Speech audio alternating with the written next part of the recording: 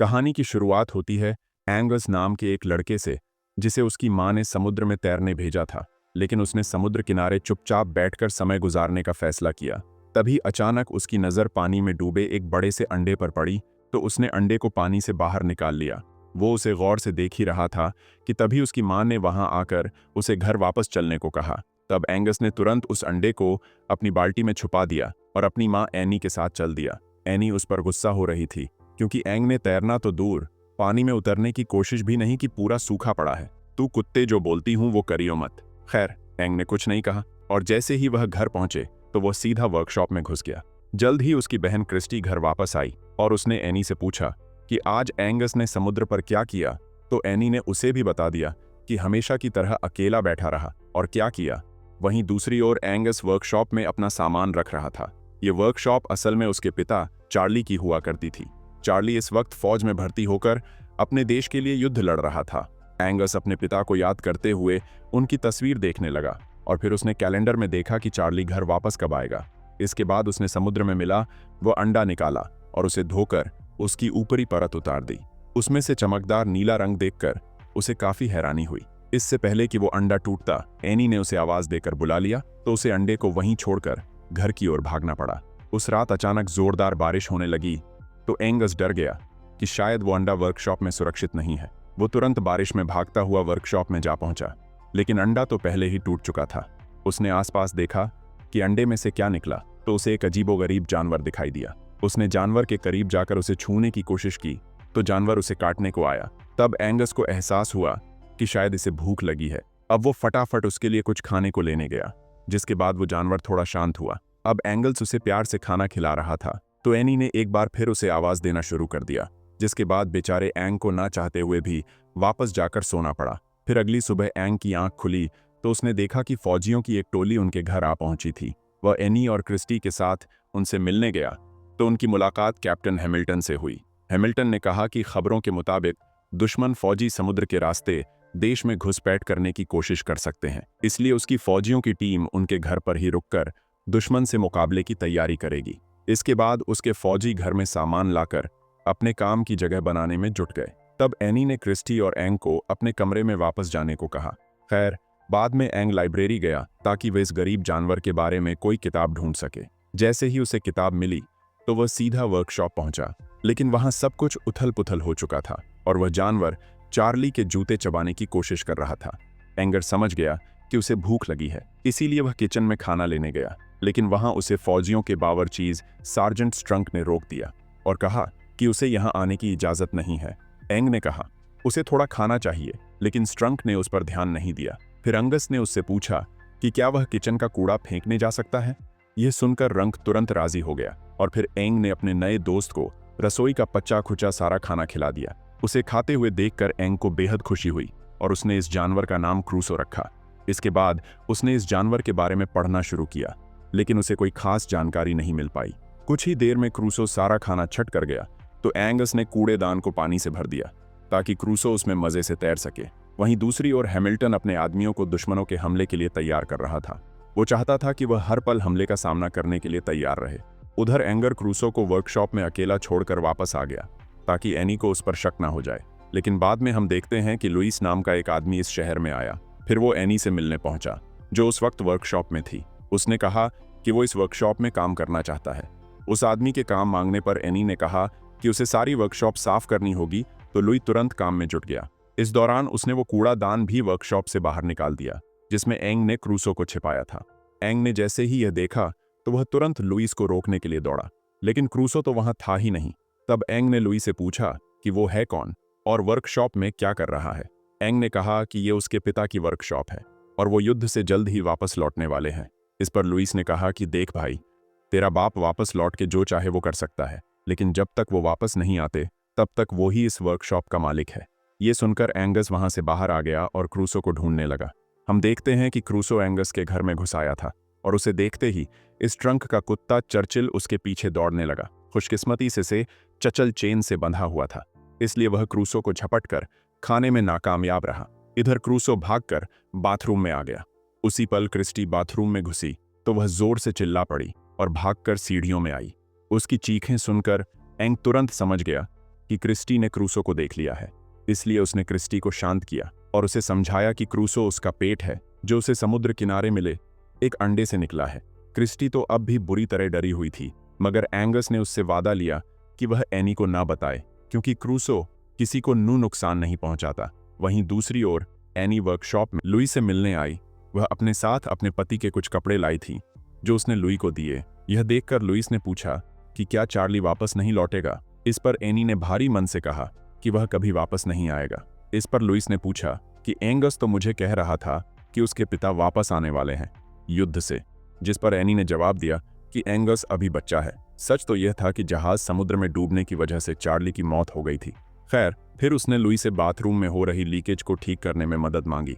Louis उसे ठीक करने के लिए घर में आया तो हम देखते हैं कि यह वही बाथरूम था जिसमें एंगस और क्रिस्टी ने क्रूसो को छिपा रखा था। जैसे ही लुई ने दरवाजा खटखटाया तो उन्होंने उसे अंदर आने से रोकने की कोशिश की, मगर काफी देर बाद भी जब वह बाहर नहीं आए तो लुई ने कहा कि वह एनी से उनकी शिकायत करेगा। आखिरकार क्रिस्टी ने मजबूरन दरवाजा खोला।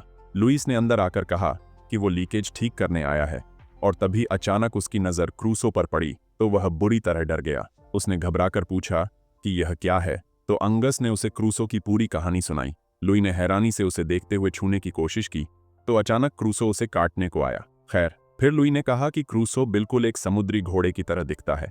समुद्री घोड़ा दुनिया में सबसे दुर्लभ जानवरों में से एक है।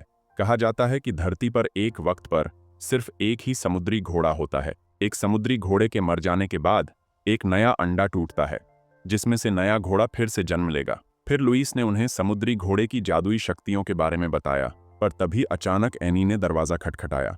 अब फंगस ने क्रूसो को छिपाने में लुई की मदद मांगी, क्योंकि एनी कभी उसे घर में रखने की इजाजत नहीं देगी, जिसके बाद लुई उसकी मदद करने को राजी हो गया। फिर जैसे ही एनी अंदर आई तो उसे क्रूसो दिखाई नहीं दिया। हालांकि क्रूसो झांक कर बाहर देख रहा था, मगर लुई ने जैसे तैसे मामला संभाल लिया। इसके बाद एनी बाहर आई तो उसकी मुलाकात हैमिल्टन से हुई। उसने एनी को फौजियों के होने वाले डिनर में शामिल होने का न्योता दिया। बाद में उस रात लुइस ने एंग से कहा कि उन्हें क्रूसो को वापस समुद्र में छोड़ आना चाहिए, क्योंकि वहीं उसका असली घर है। लेकिन एंग इसके लिए हरगिज राजी नहीं था। उसने कहा कि क्रूसो की असली जगह सिर्फ मेरे साथ ही है। जल्द ही घर पर फौजियों का डिनर शुरू हो गया। तब एंग को क्रूसो को बाथरूम में छोड़कर किसी काम से जाना पड़ा और वह गलती से दरवाजा बंद करना भूल गया। मौके का फायदा उठाकर क्रूसो एक बार फिर से भाग निकला। उधर स्ट्रंक के कुत्ते चर्चिल को क्रूसो की सुगंध आ गई तो वह पागलों की तरह उसे ढूंढने लगा। जैसे ही उसे क्रूसो दिखाई दिया तो वह पूरे घर में उसका पीछा करने लगा। इसी दौरान वो डिनर टेबल पर चढ़ गए और सारा डिनर बर्बाद हो गया। हालांकि बाकी सबको सिर्फ चर्चिल ही दिखाई दिया। बेचारे चर्चिल की बढ़िया कुटाई होएगी। आज इधर क्रूसो दौड़कर सीधा बाहर के फव्वारे में कूद गया, जहां उसे खाने को कई मछलियां भी मिल गईं। उधर अंगस चारों तरफ क्रूसो को ढूंढ रहा था। तभी लुइस ने उसे घर वापस जाने को कहा, क्योंकि डाइनिंग टेबल पर जो हुआ उस वजह से एनी काफी परेशान थी। लुइस ने उसे भरोसा दिलाया कि वो क्रूसो को ढूंढकर सही सलामत घर वापस ले आएगा। तब एंगस वापस घर चला गया और काफी ढूंढने के बाद लुइस को वारे के पास क्रूसो मिल गया, लेकिन अब वो पहले से काफी बड़ा हो चुका था। लुइस तुरंत एंग को बुलाकर लाया और जब एंग ने क्रूसो को देखा तो वो भी समझ गया कि अब क्रूसो को वापस समुद्र में छोड़कर आने का समय आ चुका है। फिर उन्होंने क्रूसो को ट्रक के पीछे डाला और समुद्र की ओर निकल पड़े। खैर, जल्द ही समुद्र किनारे पहुंच गए और आखिरकार उन्होंने क्रूसो को पानी में छोड़ दिया। क्रूसो से जुदा होकर एंग बेहद उदास था, मगर उसके पास दूसरा कोई चारा भी तो नहीं था। इसीलिए उसने क्रूसो को जाने देने का फैसला किया। फिर अगले दिन हम जिम्मी नाम के एक आदमी को देखते हैं जो अपने दोस्त ह्यू के साथ समुद्र में मछली पकड़ने गया था। अचानक ह्यू को लगा कि उनकी तार में कोई बड़ी मछली फंसी है, पर जैसे ही उन्होंने तार खींची तो उनकी कश्ती पानी में धंसने लगी। तभी अचानक भारी भरकम क्रूसो उनके सामने आ गया, जिसे देखते ही उन दोनों के होश उड़ गए। लेकिन ह्यू अब भी इस जानवर को पकड़ना चाहता था, क्योंकि इसके बदले में वो लाखों रुपए कमाकर मालामाल हो सकते थे। जिम्मी इससे सहमत नहीं था और इधर क्रूसो उन्हें घसीट कर किनारे से दूर ले जाने लगा। आखिरकार जिम्मी ने तार काटकर अपनी जान बचाई और तब उन्होंने एक बार फिर क्रूसो को देखा। उन्हें अपनी आंखों पर यकीन ही नहीं हो रहा था, क्योंकि ऐसे अजीबोगरीब जानवर को ना तो उन्होंने कभी देखा ना उसके बारे में कुछ सुना। वहीं दूसरी ओर हैमिल्टन ने एंग से कहा कि उसकी मां चाहती है कि वह अभी से फौज में भर्ती होने की ट्रेनिंग शुरू कर दे, जिसके बाद एंगस फौजियों की उनके काम में मदद करने लगा। लेकिन कुछ ही दिनों में वह इस सबसे बोर हो गया। एक दिन वह कैप्टन हैमिल्टन से आंख बचाकर समुद्र की ओर भाग गया। उसने क्रूसो को बहुत आवाजें दी, मगर वह कहीं दिखाई नहीं दिया। तब वह एक कश्ती में बैठकर खुद उसे ढूंढने निकल पड़ा। कुछ ही देर में क्रूसो पानी से निकलकर उसके सामने आया और उसका इतना बड़ा रूप देखकर एंग हैरान रह गया। इसके बाद वह कूदकर अपने इस खास दोस्त की पीठ पर बैठ गया। हालांकि वह काफी ज्यादा डरा हुआ था, पर क्रूसो ने उसे समुद्र की सैर करवाई, जिसमें उसे बहुत मजा आया। जब क्रूसो एंगस को किनारे पर वापस छोड़ने आया तो उस वक्त स्ट्रंक का कुत्ता चर्चिल भी वहां मौजूद था और उसे क्रूसो की सुगंध आ गई। स्ट्रंक भी चर्चिल के साथ ही था, इसलिए जब चर्चिल किनारे की ओर भागा तो वो भी वहां पहुंच गया। उसने क्रूसो जैसे बड़े अजीबोगरीब जानवर को पहले कभी नहीं देखा था, कर पा रहा था। इधर रात को एंग ने क्रिस्टी और लुइस को अपनी समुद्र की सैर के बारे में बताया, जिसे सुनकर वो दोनों काफी खुश हुए। वहीं बाहर से एनी ने उन्हें हंसते हुए देखा और वो वापस जाने लगी। तभी लुइस ने उसे देख लिया और वो भी उसके पीछे गया। तब एनी ने लुई का शुक्रिया अदा किया, क्योंकि आज उसकी वजह से उसने अपने बच्चों को इतने समय बाद खुलकर हंसते हुए देखा। इस पर लुई ने हंसकर उसकी बात को टाल दिया। वहीं दूसरी ओर हम देखते हैं कि जिम्मी ने जॉक नाम की एक रिपोर्टर को समुद्र में मिले उस अजीबोगरीब जानवर के बारे में बताया। इसके बारे में सुनकर जॉक ने सोचा कि इसके जरिए वह शहर में इन्वेस्टर्स को ला सकता है, क्योंकि टूरिस्ट को ऐसे अनोखे जानवर देखने में दिलचस्पी होगी। मगर ह्यू ने कहा कि शहर जैसा है वैसा ही ठीक है, लेकिन जॉक का कहना था कि अगर समुद्र में कोई खतरनाक जानवर है तो आम लोगों को इसके बारे में पता होना चाहिए, उनको जानने का पूरा हक है।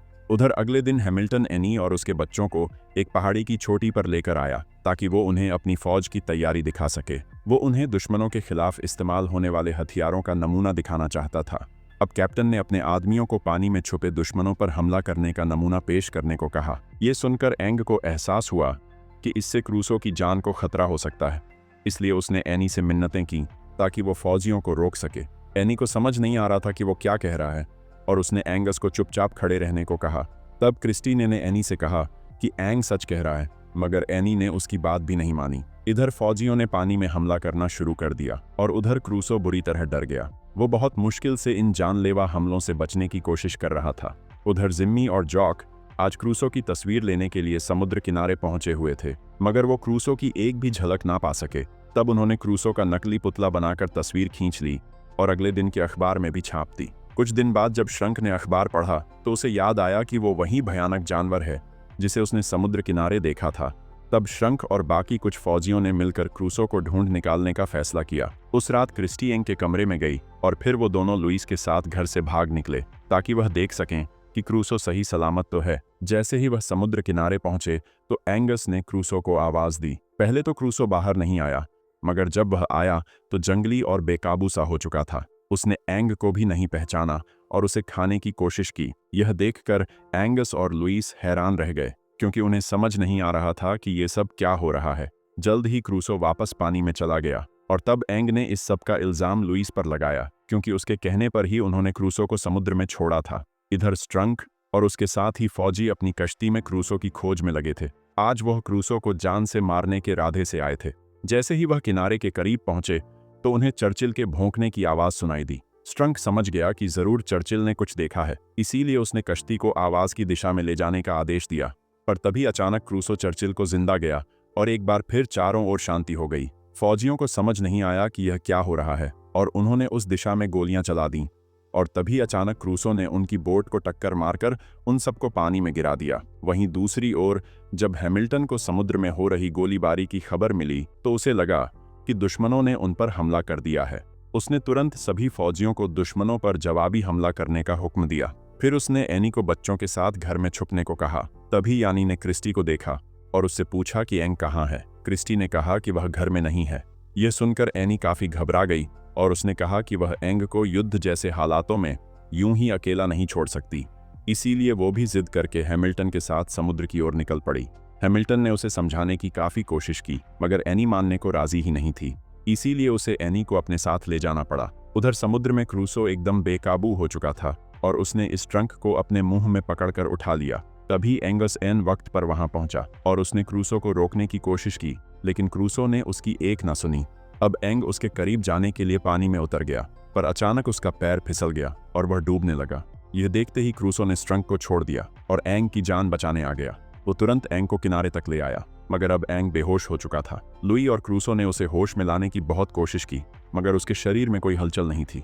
खैर, उन्होंने हिम्मत नहीं हारी और आखिरकार एंग को होश आ ही गया। अब वो क्रूसो को पहले जैसा देखकर बेहद खुश था। उधर कैप्टन हैमिल्टन को खबर मिली कि उन्हें दुश्मनों की कश्तियों का कोई सुराग नहीं मिला, पर फिर भी उसने फौजियों को पानी में हमला करते रहने को कहा। जल्द ही वो भी समुद्र किनारे पहुंच गया, पर उसी समय क्रूसो फिर से पानी में छुप गया। एनी दौड़कर अपने बेटे एंग के पास गई और वो उसे सही सलामत देखकर बहुत खुश थी। एंग ने उसे क्रूसो के बारे में सब कुछ समझाने की कोशिश की, पर अब एनी को गुस्सा आ गया और उसने एंगस को अपनी ख्याली दुनिया से बाहर आने को कहा। पर उसी समय क्रूसो पानी से बाहर आ गया और आखिरकार एनी को एहसास हुआ कि एंस सब कुछ सच ही बता रहा था। हैमिल्टन भी इतने विशालकाय जानवर को देखकर हक्का बक्का रह गया, लेकिन तभी अचानक हैमिल्टन के हुक्म के मुताबिक फौजियों ने पानी में हमला शुरू कर दिया। तो एंग उस क्रूसो की पीठ पर बैठ गया ताकि वह उसे रास्ता दिखाकर फौजियों से दूर ले जा सके। यह देखकर एनी बुरी, वो चाहकर भी अपनी आंखों पर यकीन नहीं तरह घबरा गई और उसने हैमिल्टन को इसी समय हमला रोकने को कहा।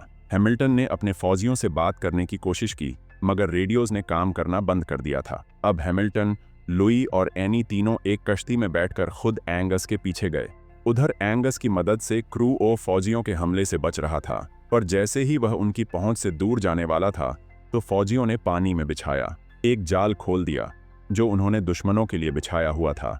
बदकिस्मती से क्रूसो समय पर जाल को पार नहीं कर पाया। इधर हैमिल्टन की कश्ती क्रूसो के पास पहुंची और लुइस ने एंग को कश्ती में कूदने को कहा। तब एंग ने क्रूसो से जुदा होने से पहले कहा कि वो उसका सबसे खास दोस्त है और वो उसे हमेशा याद रखेगा। इसके बाद वह पानी में कूदकर वापस कश्ती में चढ़ गया। इधर क्रूसो पानी में घुसा और फिर एक जबरदस्त छलांग के साथ सीधा जाल को पार कर गया।